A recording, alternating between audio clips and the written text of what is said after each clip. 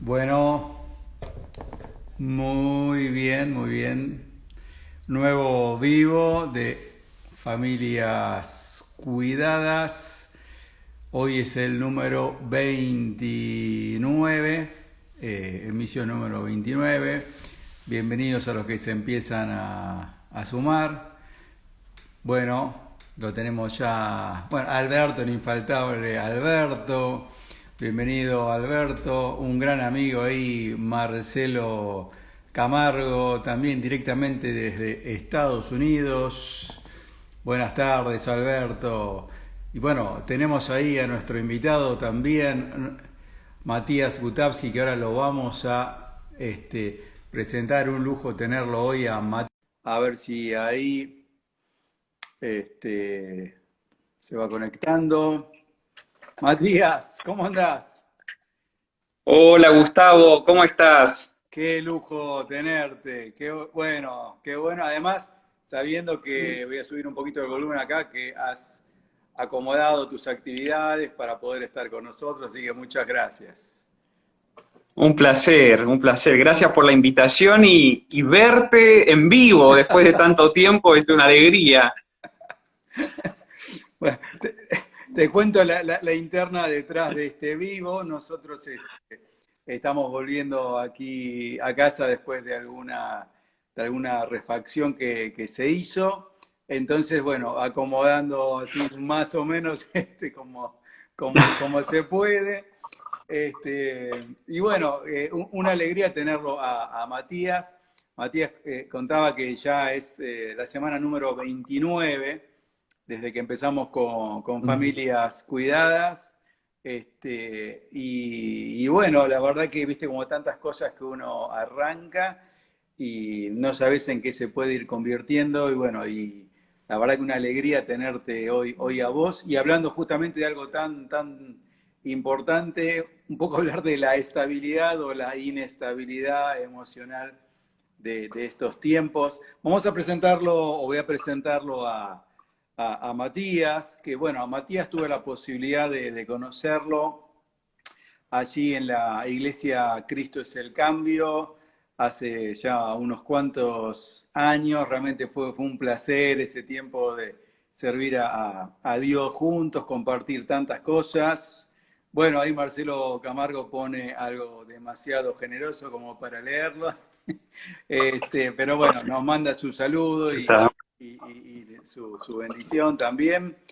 Y la verdad que ese tiempo pudimos profundizar y también pudimos reírnos, pudimos servir a Mm. Dios y hasta misionar juntos. Bueno, Matías, para los que no lo conocen, podríamos decir un montón de cosas, pero voy a mencionar algunas como para ir arrancando.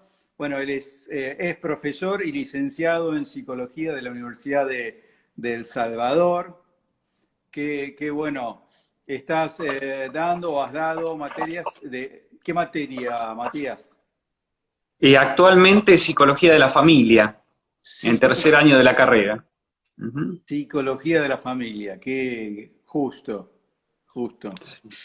Es orientador superior en teología con especialidad en teología práctica en el Seminario Internacional Teológico Bautista.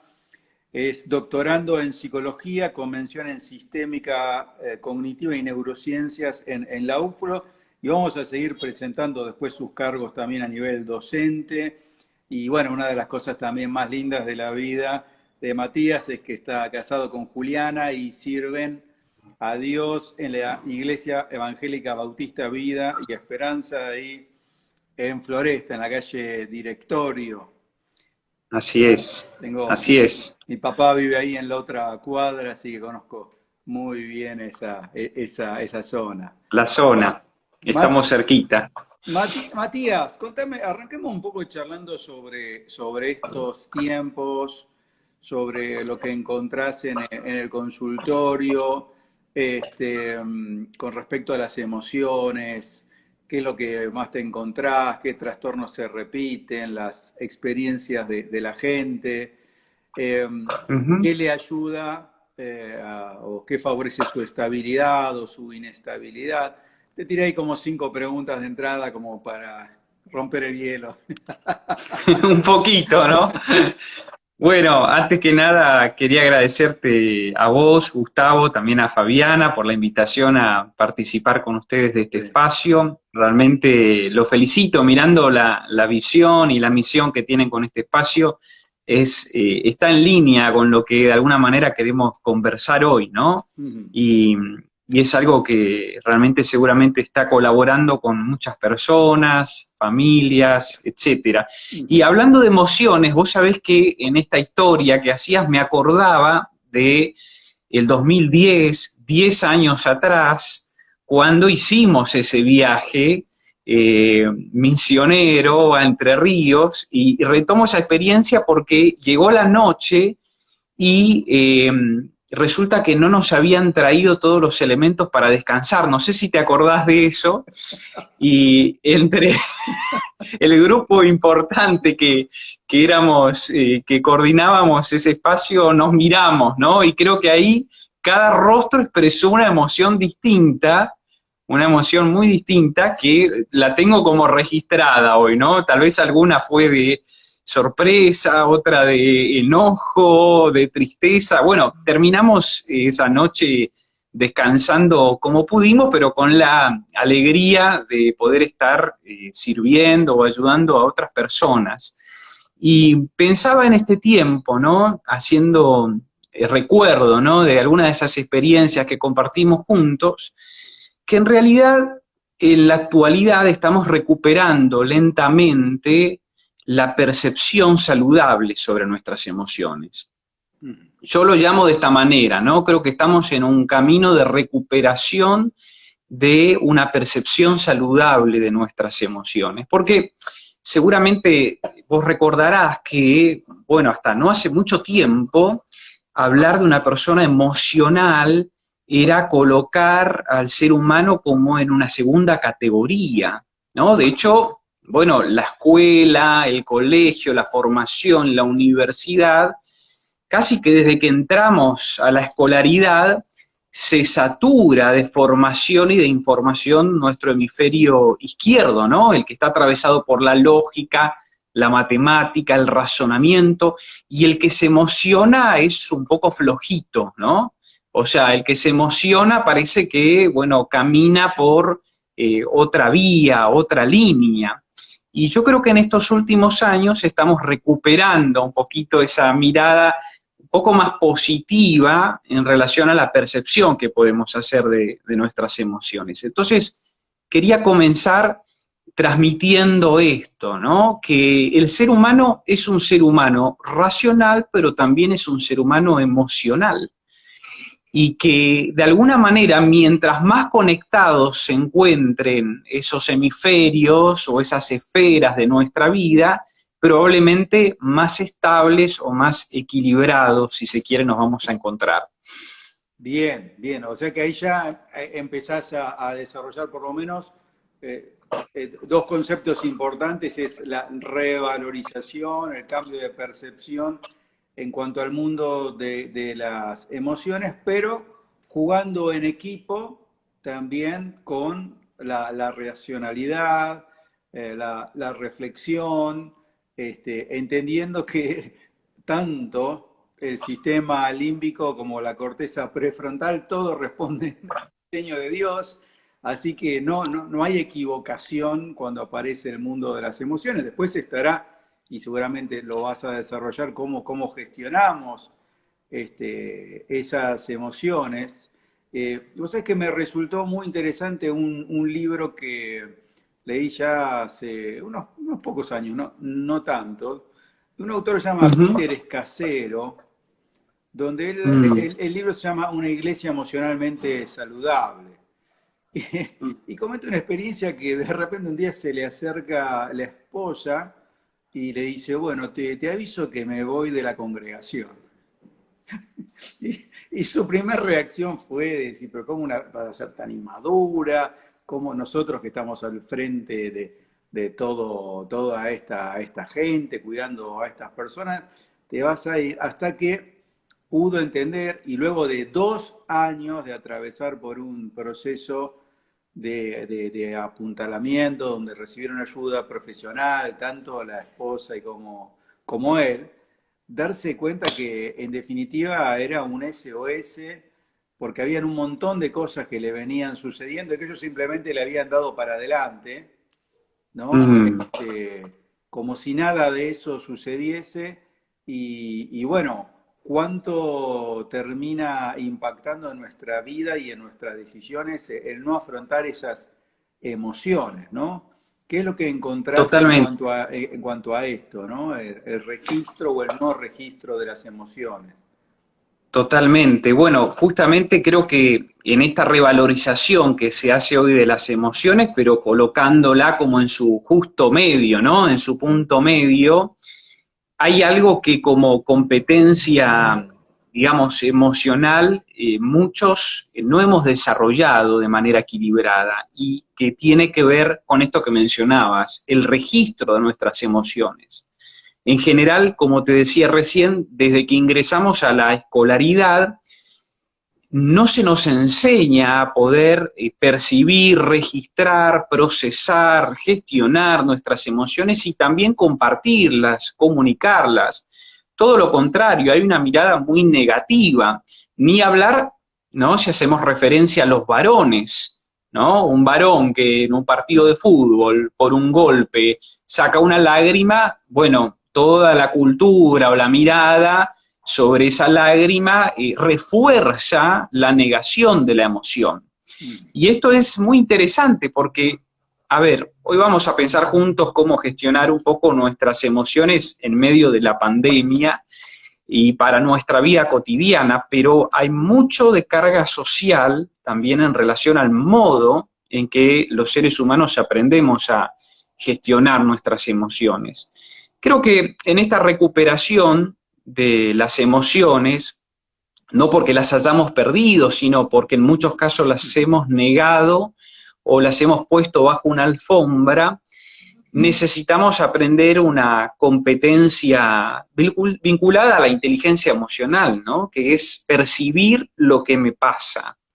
No qué creo yo que me pasa o qué pienso yo que me pasa, sino qué siento frente a eso que creo que me pasa. Son cosas totalmente diferentes. Cuando trabajamos con personas, bueno, y con personas adultas en general, lo primero que surge es, bueno, ¿qué creo yo? ¿Qué pienso? Y uno le pregunta a la persona, ¿no? Pero, ¿qué sentís en este momento? No, yo pienso que es así, ¿no? Yo creo que no, pero ¿qué es lo que sentís en este momento? ¿O qué es lo que sentís cuando recordás esto? ¿O qué es lo que sentís cuando pensás esto? Y el registro es escaso, ¿no? Es como si en general no hubiese, digamos, una, ¿cómo decirte?, percepción acerca de lo que es un tipo de emoción o lo que implica otro tipo de emoción. Y creo que mucho de esto tiene que ver con la cultura en la que hemos crecido y que ha retroalimentado de forma negativa la no expresión de las emociones, sino por el contrario, la negación en muchos casos o la minimización por considerarse, digamos, una variable de grado inferior en la conducta humana. Bueno, hoy eso está cambiando y hay un reconocimiento más importante del registro. ¿Qué es el registro? Bueno, el registro es justamente poder dar cuenta de manera personal que lo que estoy vivenciando en este momento tiene que ver con algo que pasa por mi interior, es decir, que vibra en mi interior en términos emocionales y no tanto en términos racionales. De hecho, yo puedo estar pensando una cosa, Sí. pero sintiendo algo totalmente contrario, Mm. ¿no? Puedo estar pensando algo, diciendo algo y estar sintiendo totalmente lo contrario. Mm. Generar un registro implica poder ponerme en contacto efectivamente con la alegría, con la tristeza, con el miedo, ¿no? Con el enojo, todas emociones básicas que de hecho no las creamos nosotros, sino que nuestro cerebro actúa como respuesta frente a una situación del medio. Es decir, yo no le estoy pidiendo a mi cerebro enojate con Gustavo en este momento, ¿no? Alegrate con Gustavo, o sentiste triste, no, el cerebro actúa casi de manera involuntaria frente a una situación que se produce en el medio, y entonces sí será mi responsabilidad como ser humano ver cómo gestiono esa emoción. Pero primero necesito registrarla para poder gestionarla. Ahora, ¿cuántas veces aparecen emociones disfrazadas, ¿no? Vos hablabas del varón y viste que entre nosotros los varones goza de mayor popularidad el enojo que el miedo, ¿no? Este, Poder ser un tipo con esa terminología del vocabulario popular, ¿no? De carácter fuerte, ¿no? Bravo, eh, Mm, es mejor visto que un varón que pueda decir, estoy desconcertado, tengo miedo, no tengo la más mínima idea de qué hacer, y cómo de algún modo eh, el poder detectar a veces ese miedo es una forma también después de resolver el tema del enojo, ¿no? ujú.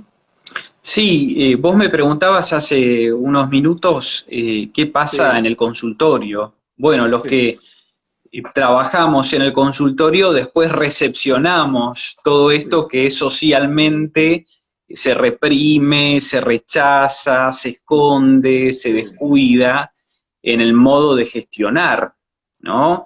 Ahora, poder registrar el miedo, poder registrar la tristeza, no importa el sexo, no importa el género, implica más que nada una competencia de inteligencia emocional.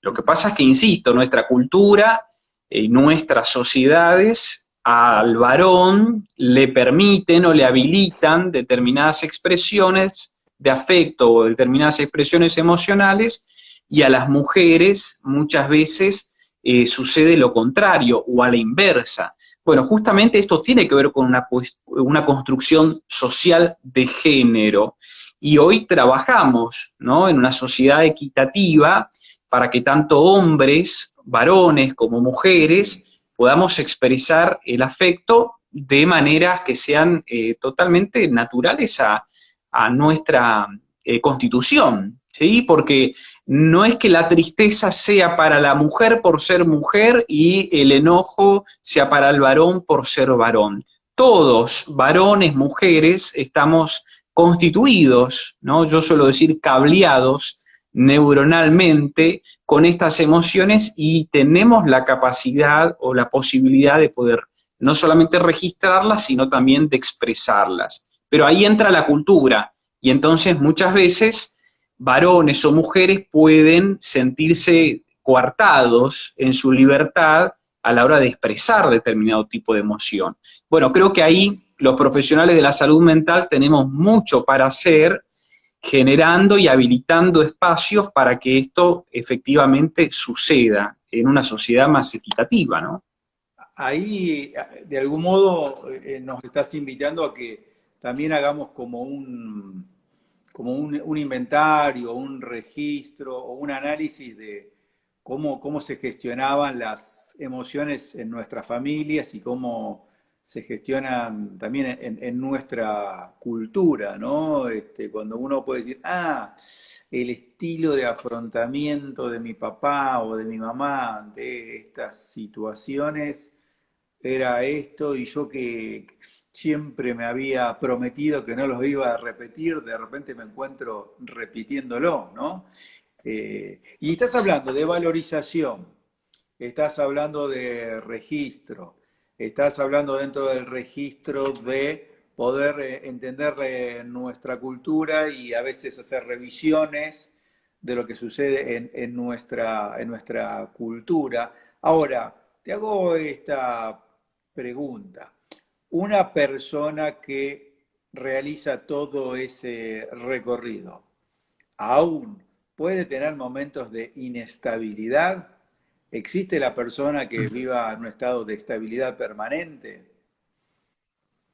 Bien, bueno, antes de pensar un poquito en lo que sería una inestabilidad, si se quiere, más disfuncional, Ujú. también hay otro mito por ahí, me da la sensación que está dando vueltas y que incluso está dentro, en algunos casos, de ciertas corrientes psicológicas, y es que el ser humano debe comportarse emocionalmente como si fuese, ¿no?, una línea totalmente horizontal, cuando eso es simplemente la muerte. Es decir, el que se maneja en una línea horizontal probablemente, afectivamente hablando, emocionalmente hablando, se encuentre en un estado mucho más complejo de su salud psicológica. La realidad es que todas las personas, hay días en que, bueno, todas sería generalizar, pero digo, la mayoría de las personas, los psicólogos dirían los neuróticos, digamos, los que más se acercan a cierto parámetro, digamos, en términos de salud, hay días en los que nos despertamos con un mejor estado de ánimo, hay días en los que nos despertamos con un peor estado de ánimo. En el día ese estado de ánimo se puede ir modificando, porque yo me pude haber despertado un tanto mal porque de repente no dormí muy bien. Me pasó esta noche, ¿no?, que me desperté a las 2 de la mañana porque tenía vecinos que estaban discutiendo acaloradamente, ¿no? Y eso me produjo como una sensación de inquietud, ¿no? Bueno, ya al otro día me levanto tal vez con un poco menos de energías, pero recibí una llamada, ¿no?, en las primeras horas que me puso muy bien, realmente me alegró, me animó a comenzar el día de otra manera. Y al mediodía, bueno, tal vez no comí lo que más me gustaba o lo que más me agradaba. Entonces yo suelo decir que nuestro estado emocional estable es un estado emocional que tiene una onda leve de funcionamiento, ¿sí? No podemos pretender ni estar en una línea horizontal plana, ni tampoco allá arriba, ni tampoco allá abajo, ¿no? El estar allá arriba, bueno, hace alusión más bien a estados más maníacos, ¿no? Y el estar allá abajo a estados más depresivos, que ya se corresponden con trastornos de los estados del ánimo. Pero los seres humanos tenemos una onda de funcionamiento habitual que nos permite de alguna manera registrar también lo que nos pasa. Si Ujú. estuviésemos planos, bueno, nos gustaría, no tendríamos registro. Si estuviésemos siempre arriba, bueno, no codificaríamos, todo sería bárbaro, excelente, maravilloso. De hecho, hay mucha gente que vive así. Y si estaríamos abajo, nada nos vendría bien, o todo no tendría un sabor, nada tendría un sabor, un sentido, no le encontraríamos la vuelta a lo que estamos haciendo. Entonces, degustar la vida implica un poco empezar a registrar esos condimentos diarios para ver con qué nos identificamos, ¿no? Eh, yo suelo decir que, bueno, una de las formas más comunes de aprender a registrar nuestras emociones en la infancia tiene que ver con los sabores de helado. ¿Mm? ¿Por qué? Y porque cuando uno es pequeño, los sabores de helado, cuando se compra a nivel familiar el kilo, o más de un kilo, a veces te cuentan y a veces no te cuentan, ¿no? Sin embargo, es lo que hay, ¿no? Bueno, ahora sí, en las familias hay como una consulta mayor hacia los hijos, hacia los niños, hay como un registro de sus necesidades, pero a mi hermano puede ser que no le guste para nada el gusto que a mí me gusta, y sin embargo viene en el kilo, ¿no? Bueno, ¿qué hace un padre o qué hace una madre frente a ese gusto, frente a ese no gusto?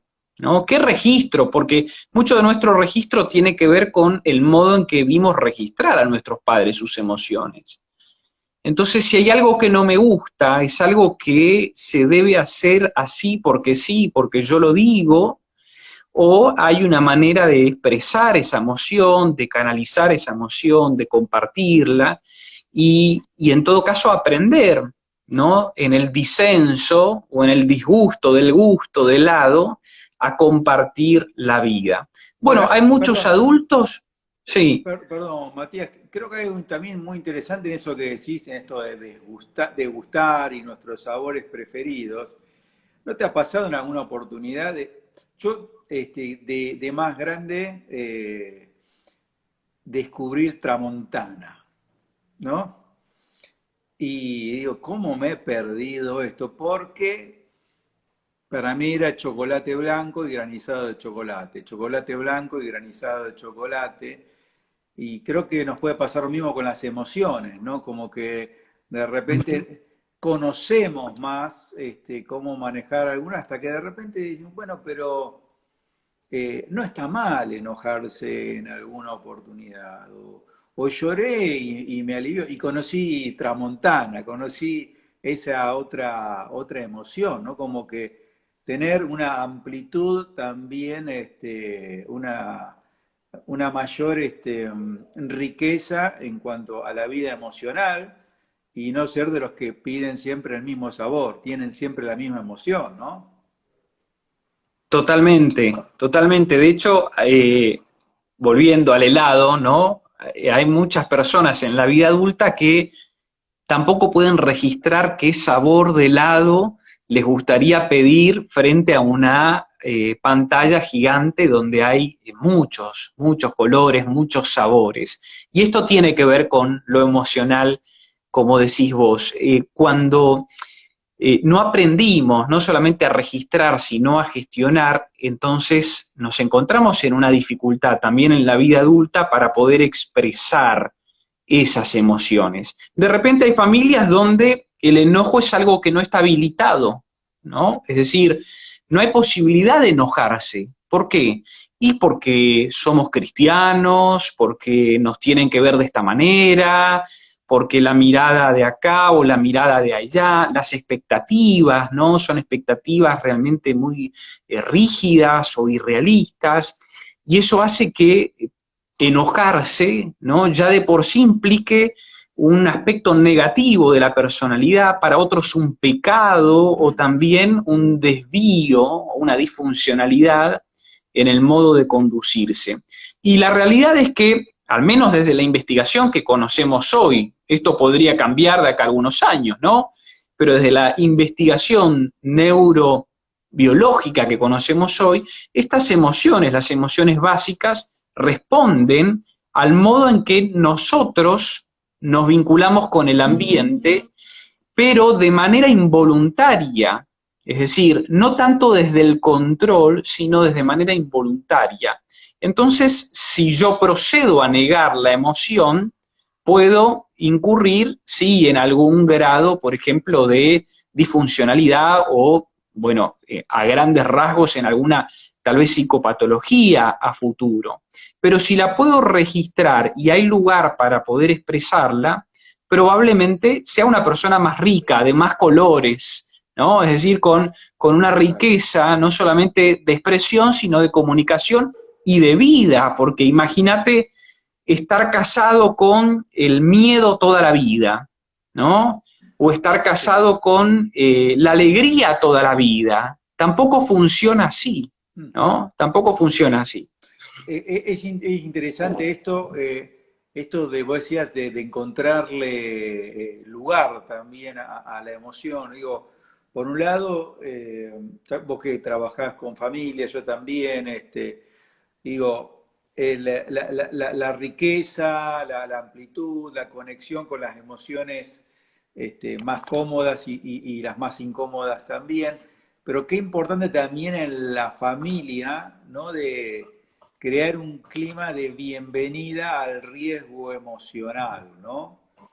Cuando lo que yo expreso con incomodidad, porque no sé cómo va a reaccionar el otro ante mi disgusto o ante mis miedos, y en ese riesgo la familia, en vez de sermonear, retar, o a veces tirarle algún versículo de la Biblia por la cabeza, como criticando esa emoción, en lugar de eso hay una validación de esa emoción, ¿no?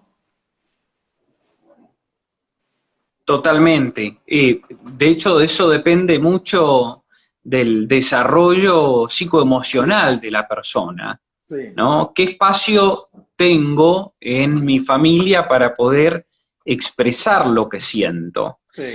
Tal vez no me va a gustar mucho lo que me van a devolver del otro lado o lo que me van a decir, porque tampoco tendrían por qué todos acordar en Mm. relación a mi expresión. Pero algo mucho más complejo es cuando ni siquiera tengo la posibilidad de expresarlo. Creo que ahí es donde de repente se forman como microcosmos al interior de la familia que buscan después, por la misma presión interna que generan esas emociones, expresarse de alguna u otra manera, muchas veces en conductas que ya sí terminan siendo disfuncionales para la salud mental del individuo.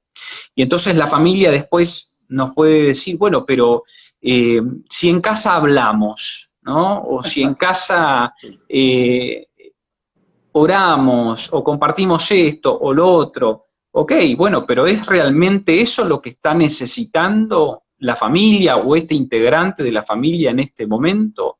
¿O es lo que vos creés que solamente deben recibir o necesitan todos aquellos integrantes?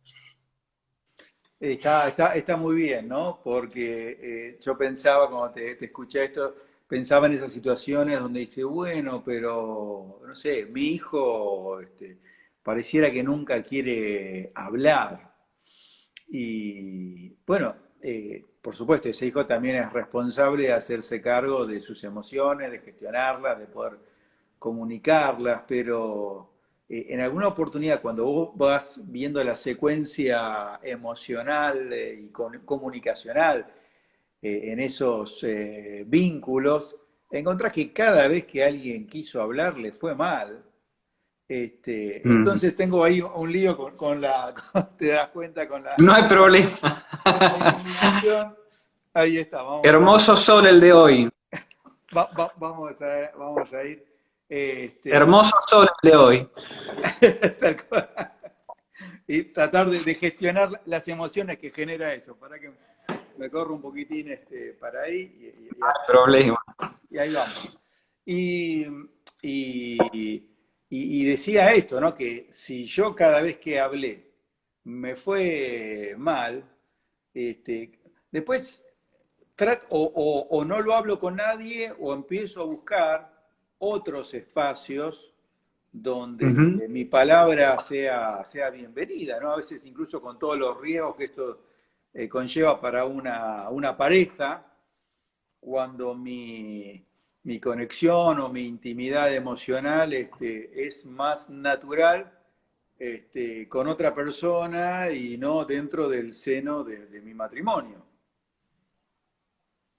Totalmente, totalmente. Por eso creo que en este tiempo estamos trabajando mucho la psicoeducación en relación a estos temas para que de manera equilibrada podamos empezar primero a registrar qué es lo que nos pasa, ¿no? El miedo que ha generado desde un inicio, por ejemplo, la comunicación de la pandemia y toda esta situación que a nivel mundial estamos viviendo, bueno, para muchos fue como algo novedoso, es decir, era la primera vez en años en los que se estaban poniendo en contacto con esta emoción, Ujú. ¿no? Es la primera vez en que en años estaban comenzando a registrar que había algo ahí que se llamaba miedo y que de alguna manera se estaba suscitando de nuevo por esta interacción, ¿no? Que tenemos las personas con nuestro mundo, nuestro medio ambiente,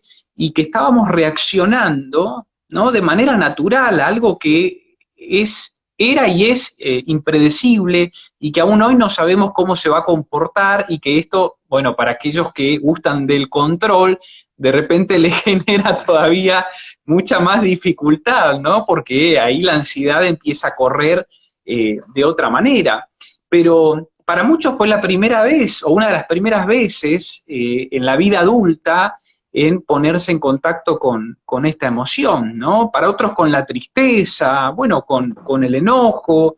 Eh, Muchas situaciones pasaron en estos 7 meses que llevamos ya de pandemia y también de aislamiento o distanciamiento social, en fin, cada uno desde el lugar en el que se encuentra, y la realidad es que, bueno, las emociones también se han manifestado y han sufrido algunos cambios.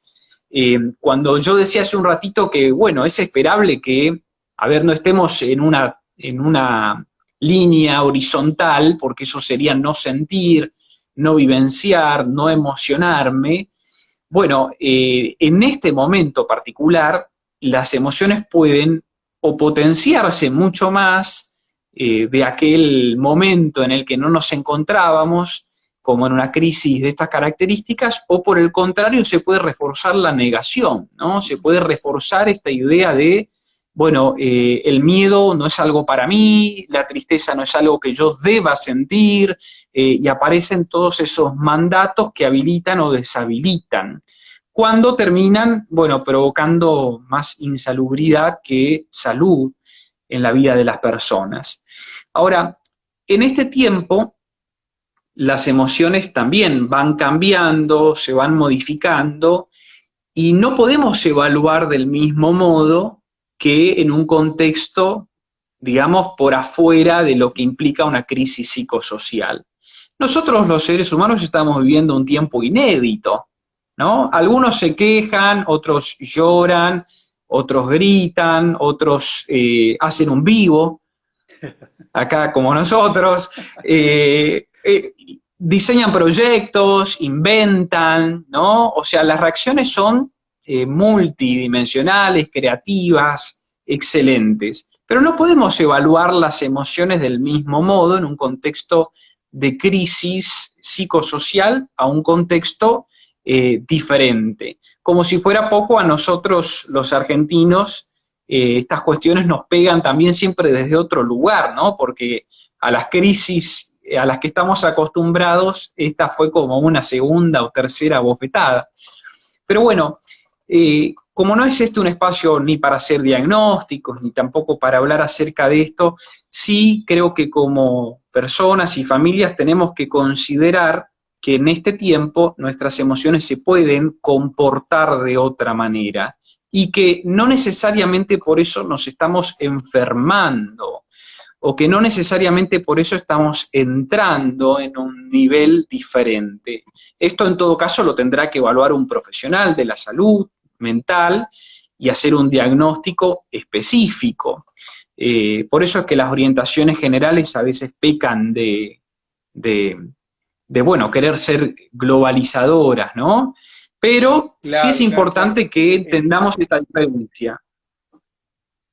Entiendo y está muy bien que tratemos de ser cuidadosos en ese sentido, porque, no sé, como determinadas emociones en un proceso de duelo son naturales, ¿no? Ah, yo, no sé, lloro y siento que me estoy muriendo y desgarrando. Capaz que es un llanto absolutamente natural y como expresión de una catarsis que va a ayudar a la elaboración de ese duelo. Entonces, en ese contexto, esa expresión emocional tiene determinada lectura, ¿no?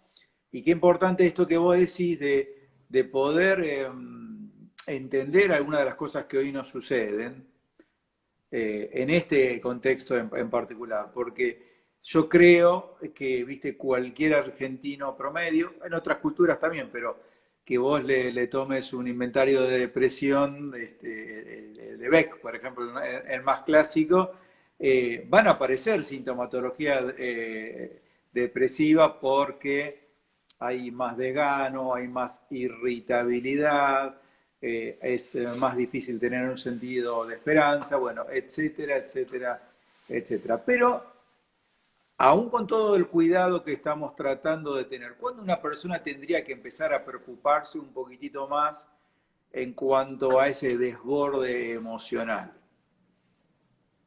Bien.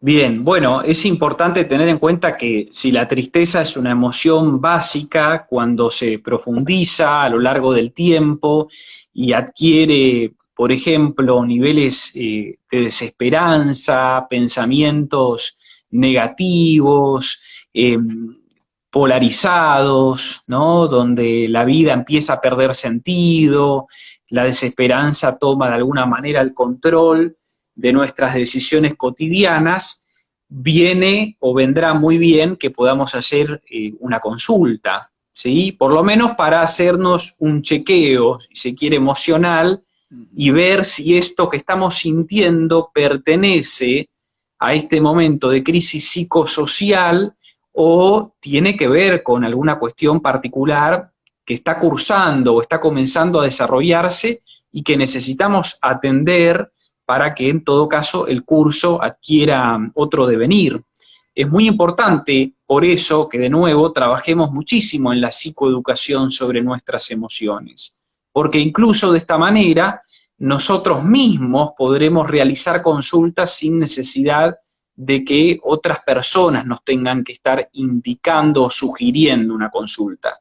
A veces sucede que es un familiar, la pareja, el matrimonio, un hijo, una hija, el que empieza a notar que hay algo que no está funcionando del todo bien en Ujú. términos emocionales, ¿no? Papá de repente se queda más tiempo en la cama, ¿no? Mamá está más irritable, le estará pasando algo.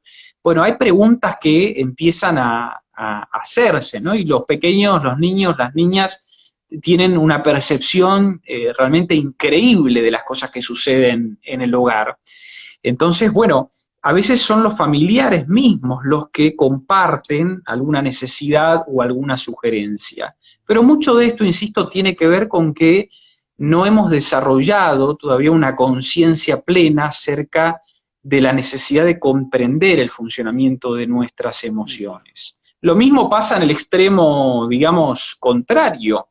Hay personas que son aplaudidas, premiadas, elogiadas porque logros, alcances, adquisiciones, todo es un aplauso porque vivimos en una cultura del exitismo, pero nadie se pregunta qué lugar hay en esa persona para sentirse triste, para sentir miedo, para alegrarse en otras circunstancias, y además retroalimentamos una conducta que después, de alguna manera, implica una necesidad en el otro de comportarse de determinada manera para seguir recibiendo ese reconocimiento, ¿no? Si hoy me reconocieron por este logro, bueno, el próximo logro tiene que ser igual o mayor. Entonces se entra en una escalera de desgaste, en una escalada, perdón, de desgaste físico y emocional y espiritual que puede terminar con la persona, bueno, en algún problema más grave del que pensamos, ¿no? Matías, y planteando desde la construcción de bienestar, en esto de la psicoeducación que yo comparto tanto, de que aprendamos a autoconocernos, a autogestionarnos, como cristianos podemos decir, estar en conexión con Dios, que es el creador de las emociones y que nos ayude a reconocer qué es lo que nos sucede. ¿Qué herramientas prácticas le podemos dar a las personas? ¿Qué se puede hacer para construir bienestar? No sé, yo por ejemplo arranco con uno que me parece que suma muchísimo, que es el saboreo, ¿no? El tener la capacidad de quedarse en el aquí y ahora y disfrutar de aquello que Dios pone a mi disposición, ¿no? La construcción del saboreo a través de los sentidos, a través de algo que gusto, a partir de algo que veo, a partir de la música, de alguna experiencia más kinestésica. Bueno, el Uh -huh. saboreo y darse ese espacio para conectar con experiencias de placer es algo que fortalece y construye bienestar, ¿no? Así, ¿Qué otras herramientas le podemos dar a las personas, compartir con ellos? Sí, de hecho, toda experiencia con el mundo de los sensibles, si se quiere, ¿no? Es decir, de la posibilidad de poder percibir, ¿no? Y captar a través de nuestros sentidos, es algo que ayuda en el entrenamiento de esta percepción, ¿no?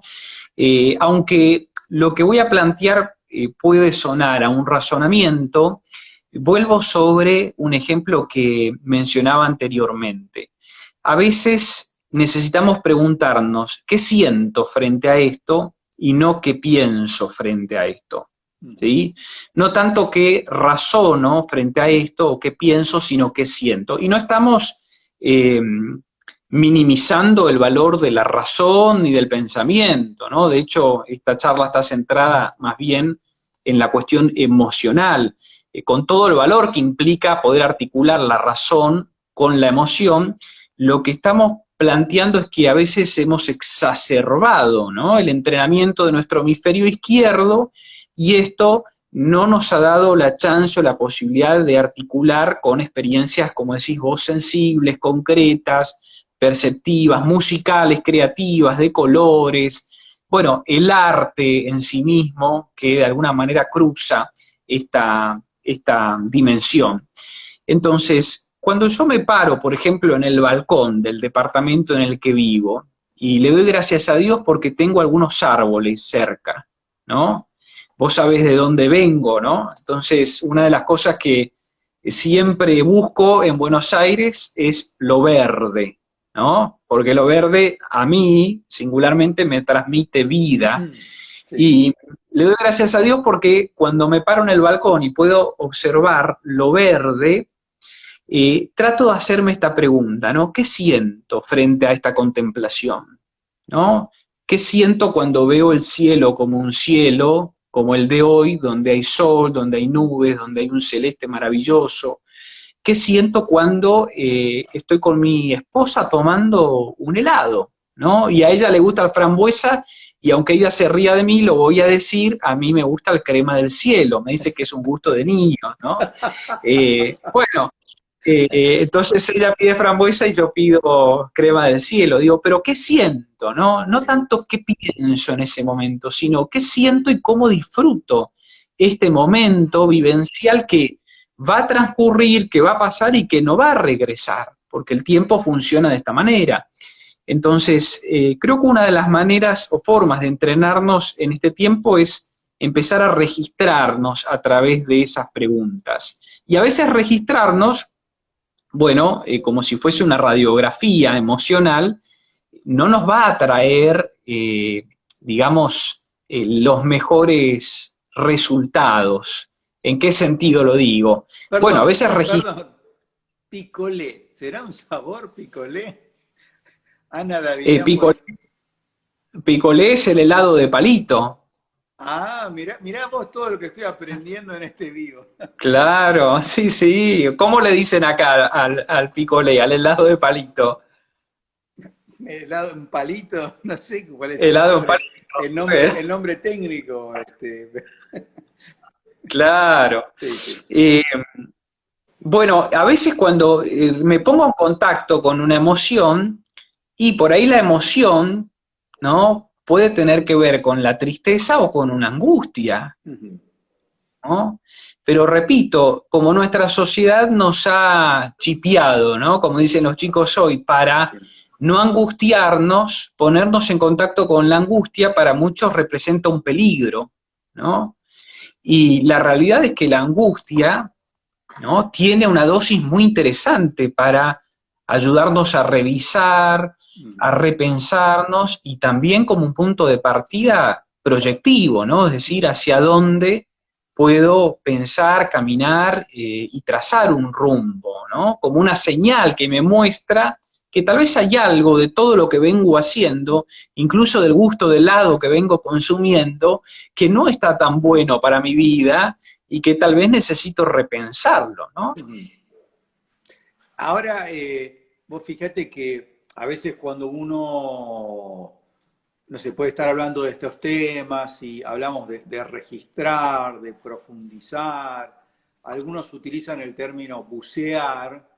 Pareciera que siempre Ujú. que habláramos de eso, necesariamente sería encontrar algo espantoso, algo feo y algo desagradable. Y de hecho, más de una oportunidad de lo que encontramos no nos gusta. Pero yo, si hago un paralelismo con la experiencia del buceo, digo, si hay tanta gente que a veces paga fortunas por una experiencia de buceo, es porque en la profundidad también se encontrará un montón de cosas maravillosas y dignas de contemplar. Entonces, a la hora de registrar y a la hora de sentir, también creo que hay que abrir la cabeza, tener paradigmas como más abiertos y entender que a veces lo que vamos a encontrar no nos va a gustar. O como decías, esa angustia que nos va a señalar que hay algo que no hemos tratado y que todavía hay una herida que sigue provocando algo disfuncional en nosotros. Pero también podremos encontrar ese encuentro con el verde, con las sensaciones que nos provoca el verde, con el reencuentro con cosas de mi tierra.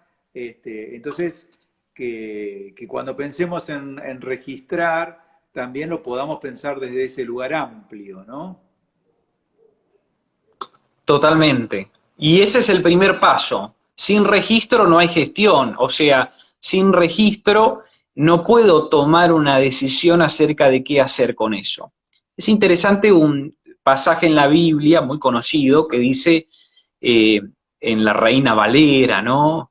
Airaos, pero no pequéis, ¿no? Las traducciones más nuevitas dicen, bueno, enójense, pero no pequen, o sea, hay un, digamos, permiso, entre comillas, porque esto es parte del ser humano en relación al enojo como una emoción básica, pero entre el enojo y la acción sí hay algo que yo puedo hacer más conscientemente. Y ahí es donde aparece, si se quiere, este segundo paso o esta segunda etapa vinculada a la gestión. Lo que pasa es que no puedo gestionar nada que primero no registré. Uh -huh. Hay gente que lo único que puede hacer es registrar en el otro y entonces proyecta lo suyo siempre o la mayoría de las veces en los otros. Se enoja, pero el que está enojado es el otro, ¿no? Está triste, pero la que está triste es la otra. Y entonces, hasta que yo no pueda reconocer que eso está sucediendo en mí y que me puede suceder, porque ¿por qué no tendría que sucederme en todo caso?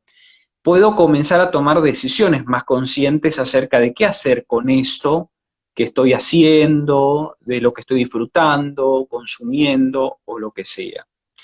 Ahora, bueno, también hay situaciones en la vida que producen cierto embotamiento de las emociones. En algunas relaciones donde la manipulación, ¿no?, es moneda corriente o aparece la violencia de género de manera bien particular, puede ser que hasta volver a recorrer esos caminos emocionales se necesita un tiempo y también ayuda profesional, ¿sí? Por ahí, bueno, lo estamos mencionando en términos, digamos, más caseros, si se quiere, pero mucho de todo esto en determinadas situaciones requiere de ayuda profesional, porque, repito, no puedo gestionar algo que no conozco, y en la gestión es donde puedo decidir qué hacer con esto. A veces necesito empezar a enojarme, ¿sí? Porque en la vida el enojo fue algo totalmente reprimido. Bueno, pero una vez que me enojo, conscientemente puedo decidir qué hacer con eso. Y para esto la espiritualidad es muy interesante, ¿no? De hecho, hoy eh, la ciencia está trabajando muchísimo la integración entre la espiritualidad y la salud mental, la salud en general, y nos ayuda a pensar, ¿no?, cómo nuestra conciencia, no solo la que tenemos acerca de nosotros mismos, sino de los otros y también de Dios y la naturaleza, amplifica nuestro campo mental para poder vincularnos en todas estas áreas o esferas de manera mucho más saludable. Matías, bueno, estamos ahí más o menos en el tiempo que nos da Instagram para que esto pueda quedar grabado, porque después, bueno, lo levantamos en el Facebook de Familias Cuidadas, en el Instagram, y te lo vamos a enviar también, después lo levantamos en YouTube.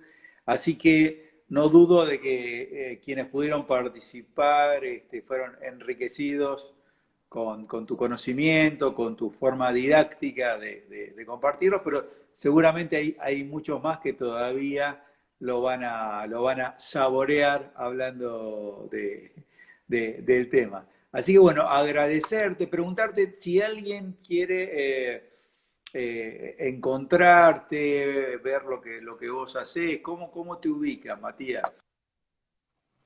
Bueno, yo en lo particular trabajo muchísimo en equipos y en algunas instituciones, entonces, bueno, soy parte del Centro Familiar Irene, que es un espacio de atención, acompañamiento y terapia familiar. Allí nos dedicamos a la intervención en distintas problemáticas familiares, también individuales, por supuesto, y también pertenezco al equipo de la Asociación Pablo Besón, que se dedica a la prevención, intervención y derivación en violencia familiar, de género y en el abuso sexual contra las infancias. Así que, bueno, en cualquiera de estos espacios nos podemos encontrar y compartir también algunos otros encuentros. Y también, no sé si el Instagram lo usas profesionalmente, también te pueden encontrar ahí si te quieren escribir o consultar. Sí, no habría ningún inconveniente. Bueno, Matías, un abrazo para vos, también para Juliana. Gracias porque has Muchas gracias. cedido parte de tu tiempo, algún turno que tuviste que no dar para dárnoslo a nosotros.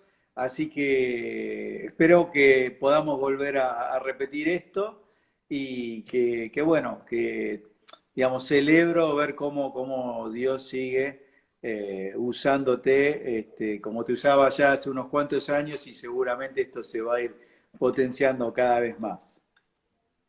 Un placer, Gustavo, saber de vos, de Fabi, y bueno, estar en contacto con ustedes siempre es una bendición también, y ojalá esto pueda continuar. Un fuerte abrazo para Bueno, ustedes. abrazo, gracias a todos los que participaron también. Chau, chau. Un placer.